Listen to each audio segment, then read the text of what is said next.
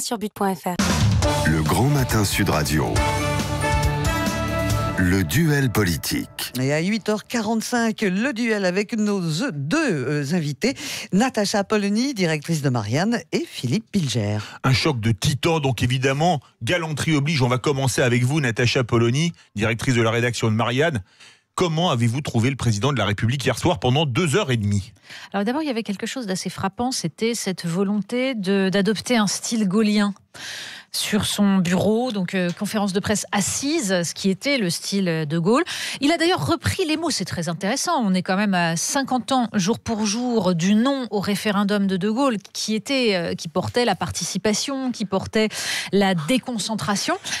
Emmanuel Macron a essayé de récupérer tout ça, de nous parler participation, décentralisation, déconcentration.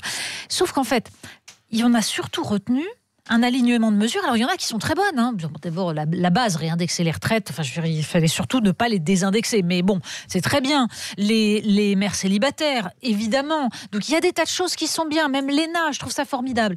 Mais globalement, ce sont des mesures disparates, des réponses au cas par cas qui, à aucun moment, ne dessinent une vision de la situation. Pourquoi on en est arrivé là ? Et quant à savoir si réellement c'est la conclusion du grand débat, parce que c'était quand même censé être ça, le président devait répondre par des mesures aux demandes des Français. Mais à quel moment il répond aux demandes des Français sur les questions démocratiques ? Il écarte tout ce qui est le cœur des demandes des Français. Donc on est dans un exercice qui est extrêmement convenu, où il explique qu'il va donner quelques miettes, mais qu'il va continuer cette politique qui pourtant nous emmène droit dans le mur. Alors, moi, je ne suis pas totalement d'accord. Il a fait un constat qui n'était pas très original puisqu'il traîne dans les médias et sur le plan politique depuis des mois. Ensuite, sur le plan de la représentativité, il parle tout de même d'une dose de 20% de proportionnel, ce qui n'est pas rien.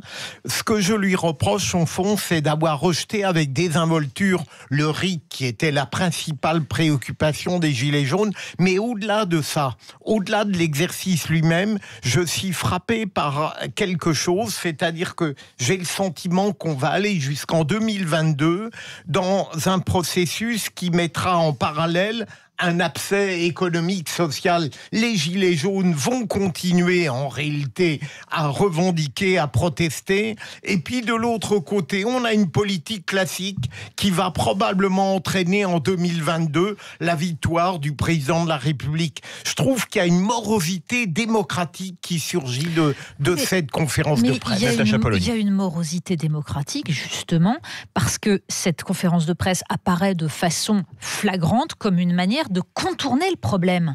Regardez, nous, on est dans Marianne, on est allé interroger les Gilets jaunes des débuts, ceux qui étaient des gens parfaitement pacifiques, des gens qui simplement voulaient vivre de leur travail. Mais ce qui est très frappant, c'est qu'ils sont très sévères sur l'avenir, sur ce qui est devenu le mouvement, sur les manifestations, les violences. Mais à aucun moment, ils ne renient le fait qu'ils sont gilets jaunes, qu'ils sont opposés à la politique qui est menée et qu'ils ont l'impression qu'on les prend pour des cons. Mais précisément, Natacha, c'est ce que je leur reproche. D'une certaine manière, je ne vais pas cracher sur la misère et la détresse de la plupart. Mais au fond, on est dans un blocage démocratique parce qu'eux-mêmes représentent un mouvement totalement atypique qui refuse absolument le moindre dialogue. On ne peut pas dire que le président n'a pas fait un certain nombre de pas en avant et d'avancées qui, pour des opposants classiques, seraient de nature à les apaiser. Mais parce que justement, ce ne sont pas des opposants classiques, ce sont des Français, c'est-à-dire des citoyens de base. C'est pour ça que ce mouvement était soutenu par 80% des Français au départ. Il ne s'agit pas de parler à des opposants politiques à qui on lâche quelques petites concessions. Mais aux Français, je ne vous parle pas des Gilets jaunes, je vous parle des Français. 80% des Français qui soutiennent un mouvement, ça veut dire qu'il ne s'agit pas de Gilets jaunes ou pas Gilets jaunes. Il s'agit... Je vous parle du début. Je vous parle de l'éruption d'un mouvement de protestation contre l'injustice fiscale et pour plus de démocratie. Il ne s'agit pas de s'adresser aux Gilets jaunes, il s'agit de s'adresser aux Français pour comprendre pourquoi il y a une crise démocratique profonde. Nous avons Christophe d'Aix-en-Provence au 0826 300 300. Bonjour Christophe. Bonjour à tous, bonjour mesdames. Bienvenue sur Sud Radio. Merci, mes respects à l'avocat général, monsieur Bilger. Merci. Quand on commence par les respects, ça m'inquiète pour la suite. Non. Alors, ça va m'être très difficile de passer derrière vous deux, messieurs les chroniqueurs, messieurs, dames les chroniqueurs. Je vais prendre une image footballistique. Arrigo Sacchi, qui parlait à propos de Stéphane Dalmat, disait formidable vision de jeu, grande technique, superbe joueur, mais il a un problème, il ne sait pas jouer au foot. Eh bien... Alors excusez-moi, je décrypte. Arrigo Sacchi, c'était un très grand entraîneur du Milan AC fin des années 80 et sélectionneur de l'équipe d'Italie à la Coupe du Monde 94 qui perd en finale. Et Stéphane Dalmat, c'était un joueur français très doué mais qui n'a pas fait la carrière qu'il aurait dû faire. Je résume pour les non-footeux. Merci Philippe. Et le problème du président de la République, qui est un homme de très très grande qualité, il ne sait pas parler au peuple, il a marqué un but contre son camp. Ça, c'est un Marseillais supporter de l'OM qui vous le dit.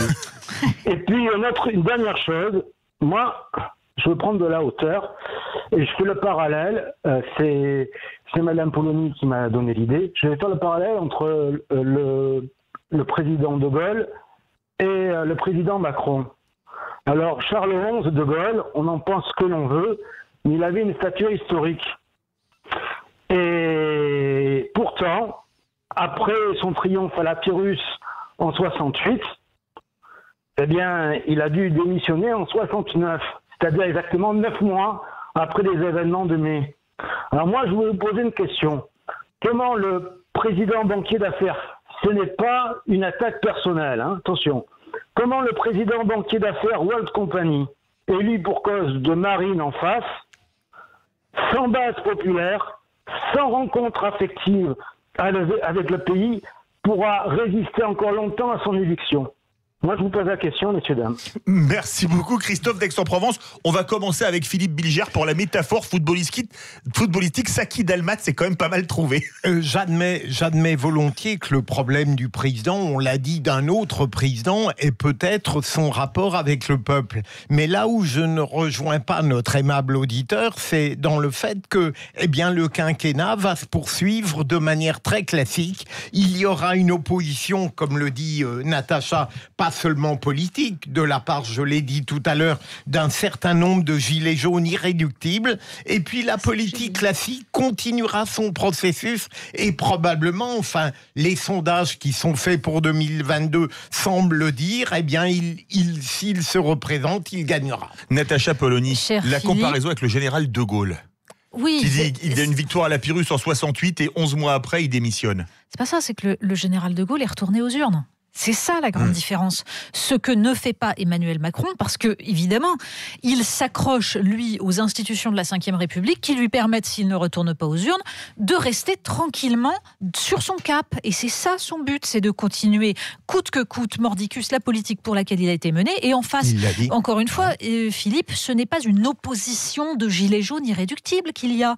C'est un peuple français dans sa majorité qui est en train de décrocher. C'est-à-dire des gens qui ont l'impression que la politique est encore une fois menée dans un sens qui n'est pas celui qu'ils veulent, malgré eux, et qui à aucun moment ils ne peuvent arrêter cette machine. Or c'est ça qui a provoqué la crise du mois de novembre. Quand vous parlez du peuple français, je ne vous rejoins pas. D'abord, j'ai dit une grande part. Non, j'ai pas dit le peuple, parce que le peuple, ça se définit difficilement. Quand on entend dans la quotidienneté un certain nombre d'analyses citoyennes, on a le sentiment qu'il y a en effet les gilets jaunes avec des revendications extrêmes qui de toute manière ne seront jamais satisfaites, et on a un peuple par ailleurs qui peut-être a été davantage Philippe, convaincu. Depuis le temps que nous débattons tous les deux, depuis quelques semaines, je me tue à vous dire, les gilets jaunes, ça veut dire quoi? Vous parlez de ceux qui manifestent encore, ou vous parlez de ce qui a surgi au mois de novembre? Pardon, mais ça n'a rien à voir. Mais je vous rejoins. Donc arrêtons de dire les gilets jaunes. Il y a un problème aujourd'hui démocratique qui est que ça fait 40 ans que les Français ont l'impression qu'on leur impose une politique pour laquelle ils n'ont pas voté, et qu'à chaque élection, ils essayent de changer les choses. À chaque élection, on leur dit on va combler la fracture sociale, on va réellement s'occuper de la justice fiscale, etc. Et à chaque élection, ils sont refaits et on leur explique non mais attendez, il y a les déficits, non mais attendez, on ne peut rien faire contre l'optimisation fiscale, etc. C'est ça la réalité. Vous plaquez une rationalité, Natacha, sur un désordre démocratique. Mais les Français sont très rationnels. Moi, je suis démocrate. Je crois que le peuple, en tant que démos, c'est-à-dire peuple politique, est rationnel. Je ne crois pas. Très brièvement, il nous reste 1 minute. Est-ce que vous croyez qu'Emmanuel Macron a passé, comme on dit, l'examen de passage hier soir? Philippe Bilger. Moi, je trouve que techniquement, il n'a pas été mauvais, mais je constate qu'un sondage de ce matin montre qu'il n'aurait pas convaincu 63% des Français. Donc, je suis inquiet. Et pour vous, Mais Natacha il Polony, n'est jamais a-t-il... mauvais dans ce genre d'exercice. Le problème n'est pas là, c'est un problème de fond, un problème politique. C'est-à-dire qu'il n'y a pas d'acte 2 du quinquennat, c'est un acte 1 bis, on continue pareil. Vous avez été très courts tous les deux. Je vais rajouter une question par rapport à ce que disait Christophe. Est-ce que vous imaginez un référendum sur les aéroports de Paris 1 an après, comme le général de Gaulle 1 an après mai 68 ?